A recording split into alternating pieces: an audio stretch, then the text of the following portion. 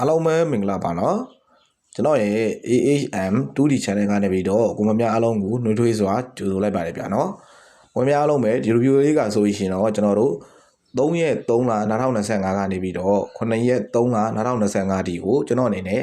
တိတ်စာရဲတွေကိုစူးစီးပြီးတော့တင်ဆက်ပြသပေးထားတဲ့ဗီဒီယိုဒုတိယပိုင်းပဲဖြစ်ပါရဲ့နော်အဲကြောင့်မလို့ကိုမတို့အနေနဲ့က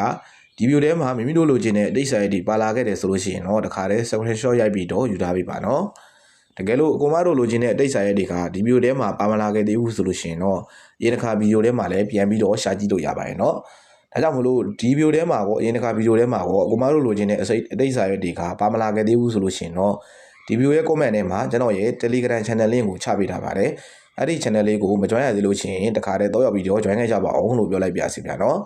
ကျွန်တော်ရဲ့ Telegram channel လေးကို join ထားမယ်ဆိုလို့ရှိရင်ကိုမတို့အနေနဲ့က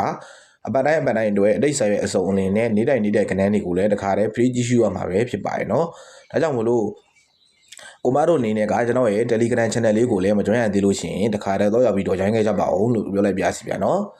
နောက်ပြီးတော့ကိုမများအားလုံးပဲပေါ့เนาะကျွန်တော်ကအကိုမတို့ကိုသတင်းကောင်းပေးရရှိတယ်ပေါ့เนาะအဲ့ဒါလေးကတော့เนาะအရင်ဘက်မှာပေါ့เนาะအပူတွေပြန်ခဏန်းတွေအများကြီးထွက်ခဲ့လို့မမြတ်တဲ့အကိုမများကောမျက်တင်တယ်လောက်မမြတ်ခဲ့တဲ့အကိုမများကောပေါ့เนาะဒီတစ်ပတ်မှာကျွန်တော်ကအကိုမတို့အတွက်ကိုတပတ်လုံးစာမွေးအခွေပေါ့နော်ခဏန်း3လုံးမွေးအခွေထုတ်ပေး1000ခွဲနဲ့ထုတ်ပေးထားပါတယ်ခဏန်း3တပတ်လုံးစာခဏန်း3လုံးမွေးအခွေကိုထုတ်ပေး1000ခွဲနဲ့လိုချင်ပါတယ်ဆိုတဲ့အကူအများအားလုံးကနော်ကျွန်တော်ရဲ့ Viber ဖုန်းနံပါတ်399892